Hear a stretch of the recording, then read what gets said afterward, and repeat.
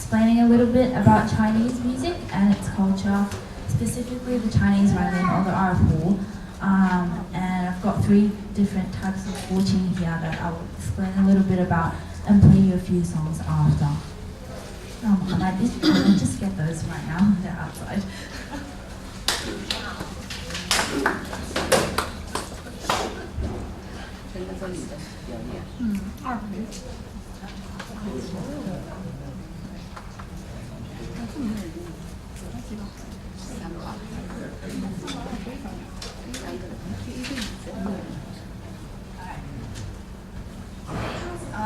So first I'm going to talk about the erhu, which is the most commonly known instrument of China, I would think.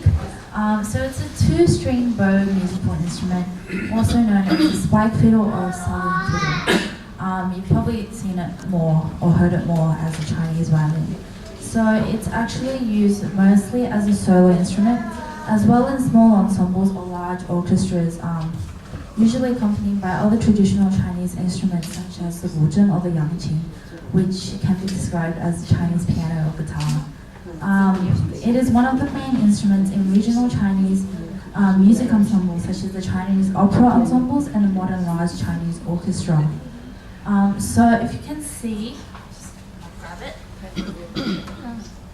So this is the erhu. If you can see, it's unlike the violin, it has no fingerboard, it's just 2 strings.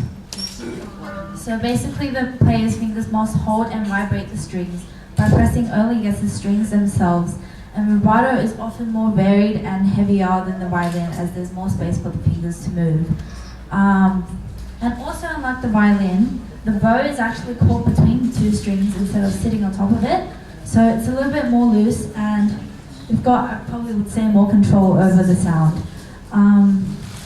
So the bow is made of bamboo and horsehair, and either is pushed forward or backward to catch the string.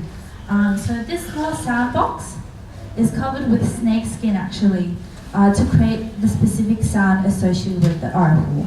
And this long neck sits upright and its 2 strings are held in place with tuning pegs up here. So the erhu is believed to be originated from the Xi people of Central Asia and have come to China in the 10th century. The first Chinese character of the name, er, which means 2, is said to come from the fact that it only has 2 strings. So I will play 2 songs on the erhu today, first of which is an arrangement of a Chinese pop song and the other is a traditional erhu piece. So the first song I will play is called Rolling Pearl Curtain, or translated to Zhonghu Lian. It's a very popular Chinese song written in the last 2 years by composer Erhu, and it's basically a love song and it's very lyrical melody as a pop song has been arranged from the erhu. The second song is called Horse Racing or Saima. I'm sure you've heard of it, many Chinese people. It's a very famous erhu piece, written in 1964 by composer Wang Huohai. It envisions the horse racing scenes in a Mongolian festival. It's divided into 3 parts, and the entire piece replicates the light and powerful movements of a gallop through its fast and rhythmic patterns.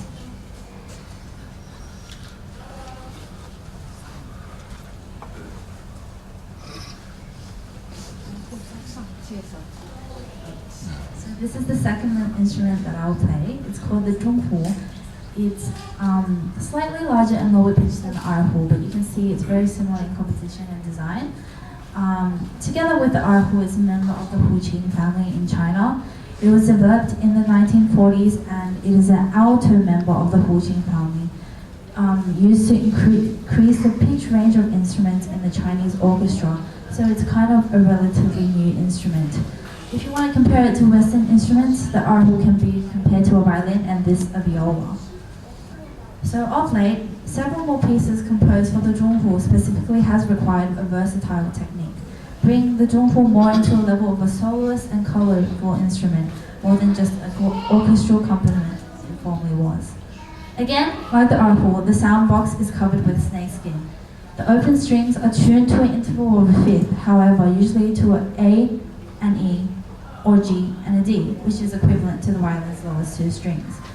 In playing this instrument, it requires more force and therefore creates a more resonant and heavy sound, as you will see when I play it after the Erhu.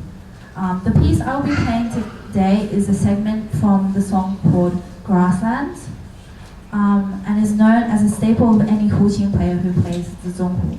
It mimics the Mongolian landscape and musical style, including many versatile articulations and ornamentation that brings the essence of Mongolia to life.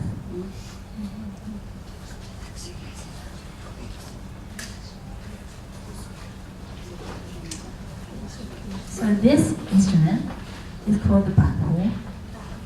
It's usually used primarily in northern China.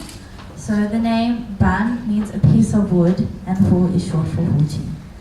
If you can see, this instrument is a little bit smaller, and instead of snakeskin, it's made out of wood actually. So when you hear it, it'll be a really loud, piercing, screeching, high-pitched sound, but it brings variety to the Huqin family.